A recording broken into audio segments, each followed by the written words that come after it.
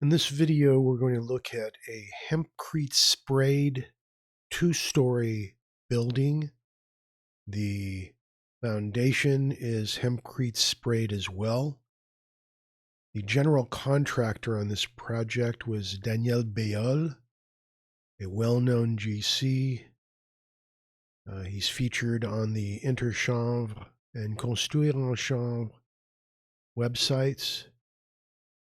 And this is the beginning of the project. As we can see, this is a stem wall, and he indicates that a layer of sand has been put directly onto the soil, encompassed by the stem wall.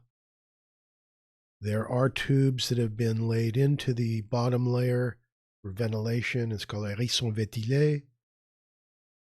So let's move on. Now, one thing you'll notice that the geotextile is put on top of the initial sand layer, and then another layer of sand is put on top of that. This is where the road base will go, and then the expanded clay balls will go, and then the sprayed hempcrete, as we'll see in the rest of the video. This is just indicating after 1 week, most of the frames have been done. And this is the framework for the second floor done in Douglas fir. And let's stop here briefly. This is a protection of the frame that's been put in and the Fermacell. You can see the Fermacell is sitting in here. We'll see a better shot of this in the a little bit further in the video. And then these cross structures, metal straps, obviously add some shear value.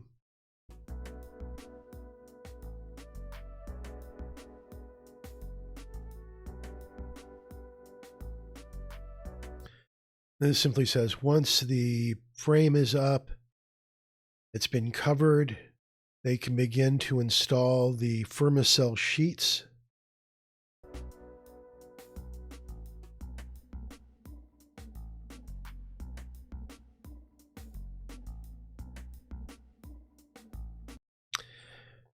This says the sheets are screwed in to the frame on the interior and serve as a permanent shutter. The interior, once installed, is ready for painting, and it appears as though there is some tape work that's done. Now, one thing I should note, if you're searching for Fermacell, there are several varieties. There's not just one type of Fermacell. This is a specific version. The company was bought by James Hardie of Hardie Plank and Hardie Backer fame.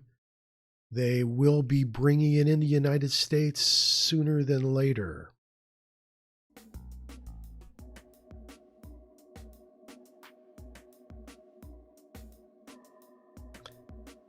This is saying the installation of the electrical has been put in. This is delivery of the material for the exterior walls.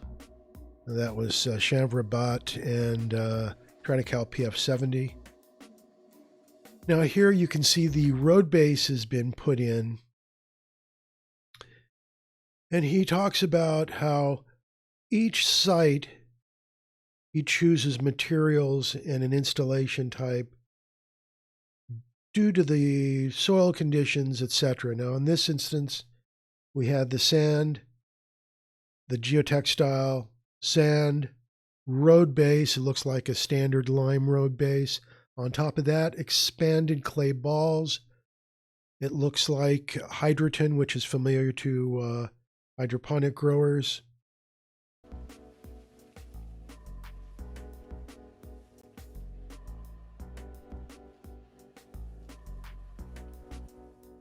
Now, expanded clay balls is fairly expensive here. It is not so much over there. Here he says his innovation is mixing the various materials and putting in 10 centimeters of expanded clay balls, or billes d'argile, which just mean clay balls, on top of the rocks, which we can clearly see is a road base type.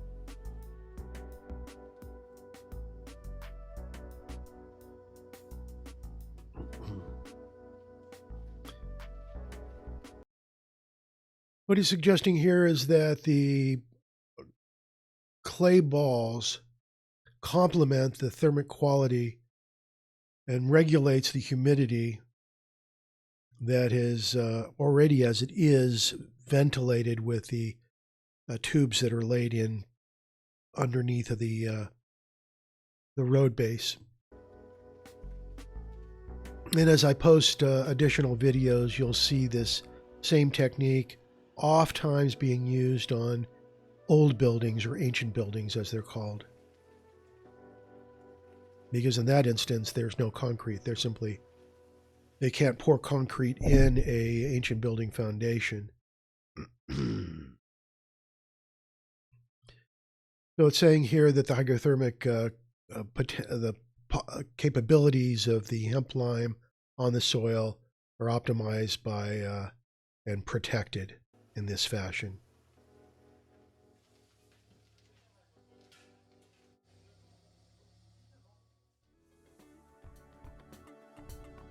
And during this period, they're going to install the upper floor wood. Now, this is an interesting machine. Daniel Bayol, as a general contractor, is machine agnostic. He has used various machines depending on the subcontractor that he has hired for the installation. So most of the install guys doing spray installation are, generally speaking, subcontractors on projects, unless they're smaller projects and they've been hired out for the complete shebang. And that would be clearly dependent in the United States, whether you have a contractor's license for the specific area that you're in. As we well know in Austin, any idiot can hang a shingle and call themselves a GC, which is problematic at best. So here, this is the material mover, and this is a fascinating machine in that it is a gunite style. So here he explains that the fabrication is done on site with hemp lime. The mixture is projected, blown dry, and wet at the mouth of the nozzle. This provides a rapid installation and drying time.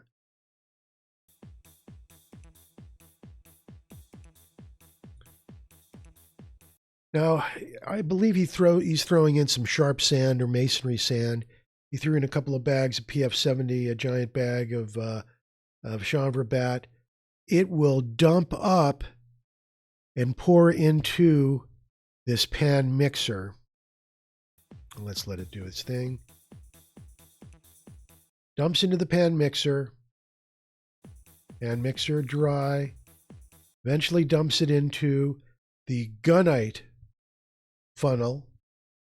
And this looks a lot like a reed pump. If you Google reed gunite, reed shotcrete, you'll see much larger machines without this configuration. You will also see there's smaller machines which have a funnel type like this, very common.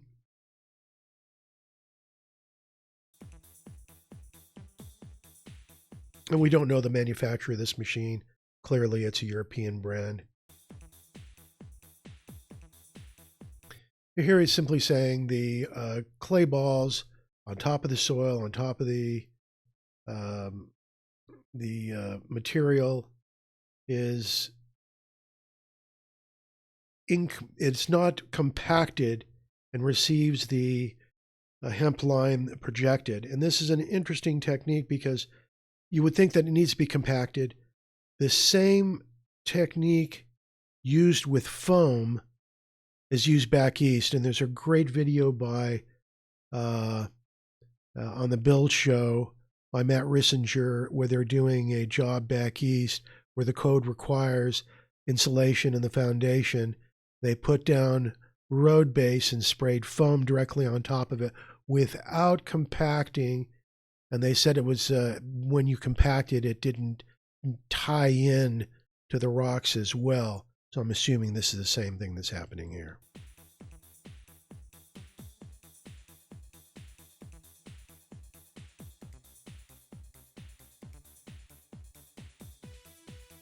Now, I can't emphasize this enough. This is a gunite style machine, And as I post more videos, we'll see other adaptations of gunite style machines, but we'll also see other styles. This is where he's insulating the roof with 30 centimeters of blown cellulose. So in the United States, we have blown in cellulose, we have wet spray cellulose, and this covers the entire, there's a vapor barrier, and then it's blown in.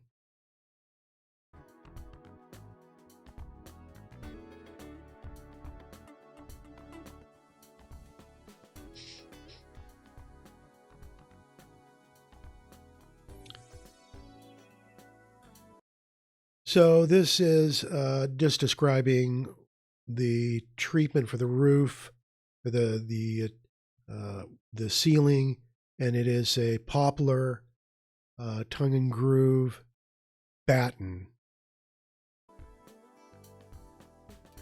that is nailed in.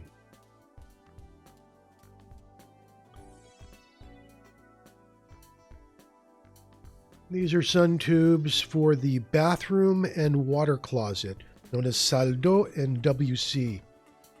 And water closet is a half bath, as is known in the US, and bathroom is bathroom. Salle d'eau is bathroom.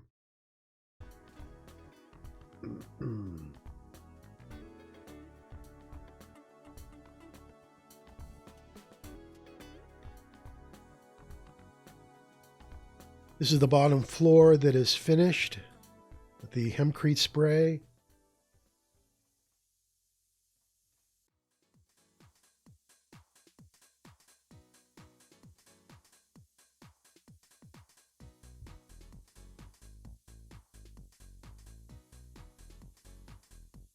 He says here, after installing the electrical outlets, the Smurf tubes for electricity onto the frame, and the finishing the Fermacell, the Hempcrete spray can begin. And notice again the cross straps for shear value, and there's certainly some shear value in the Fermacell as well. I mean, their shear value in thermoply, which is the worst sheathing that one could possibly use in new construction, and yet it's to code and used regularly down here and in cold climates. And this is super thin. You could punch your fist through it. So code is whatever it is. Sometimes it's not great for the consumer.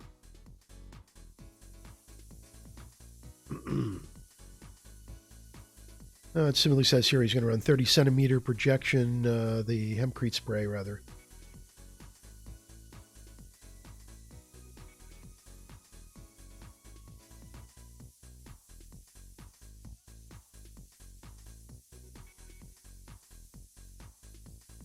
Now, one thing you can say, although this machine is unwieldy, was called the SB1, it is effective and lays down a lot of material.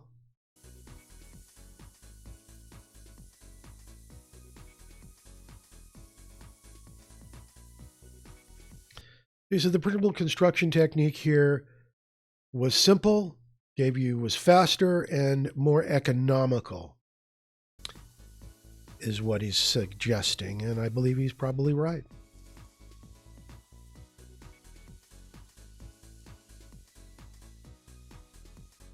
Anytime you lower your installation costs with time and material, it shaves off that bottom line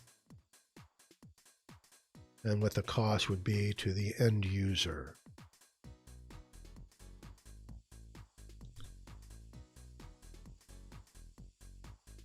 Now, I do want to point out one thing you'll see on almost every project in Europe and in France certainly is scaffolding.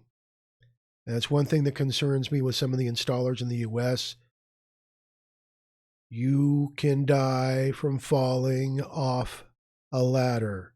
You should be using more scaffolding, more protection, adhering to OSHA standards, even though it's a pain in the ass, or your employees and yourself do not die or have any broken bones.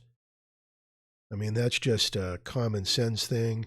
Some of you guys are young and you're just running it crazy. You only have so many years in the trades, and no one is going to protect you. So get insured for yourself, for your employees, for the projects you're on.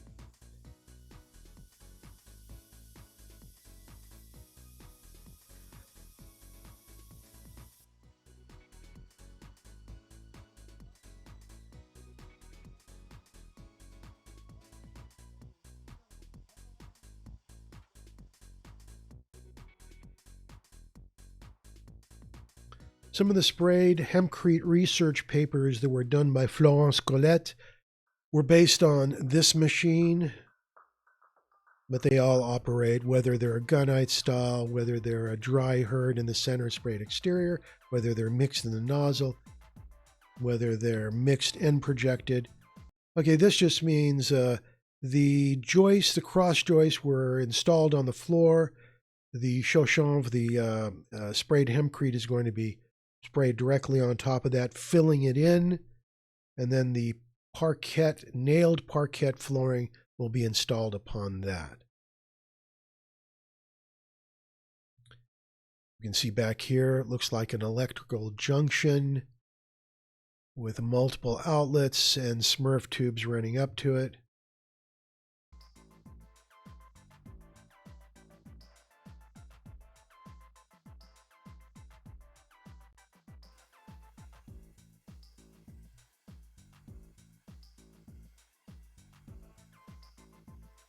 This has obviously been sped up, so it's going to lay it down fast, but not that fast.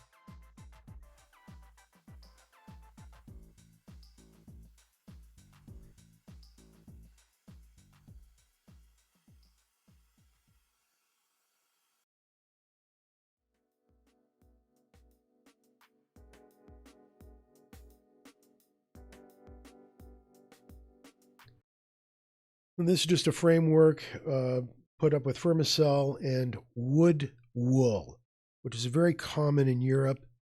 It is better than, obviously, than fiberglass, but they are opting out for more hemp wool type of materials. And in Europe, hemp wool is not a trademark name, it is a common name.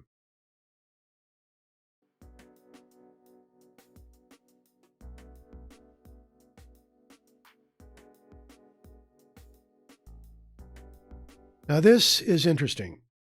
These are they're electrical, but also you can see the Smurf tubes, but these are air exchange tubes. They're not just what we normally would see. And this is underneath of a floating joist.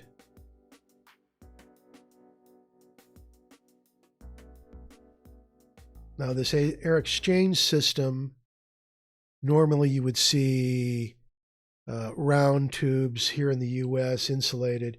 This is actually by the manufacturer Aldis. Been in contact with them, and we're considering using it for the ADU that we'll be building. And it's called simply Aldis VMC Double Flux. If you search for Aldis VMC ductwork, it will pop up. Aldis US will pop up. Very interesting product, extremely low profile, as we can see.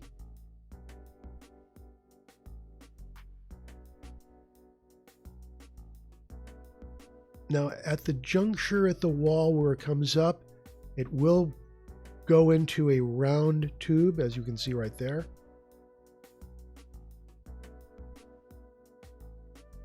And that is the second floor of hemp lime. Now we're wrapping it up here. This is simply a render. And for those that don't know, plaster render. Plaster is a term for the interior plastering work. Render is the term for the exterior render work. Both are plaster render techniques, simply semantics. And here they're doing it in hydrated lime. And that is it. I will post a few others of Daniel Bayol's work in the weeks to come. He never does a second part. All right. Thank you. Enjoy.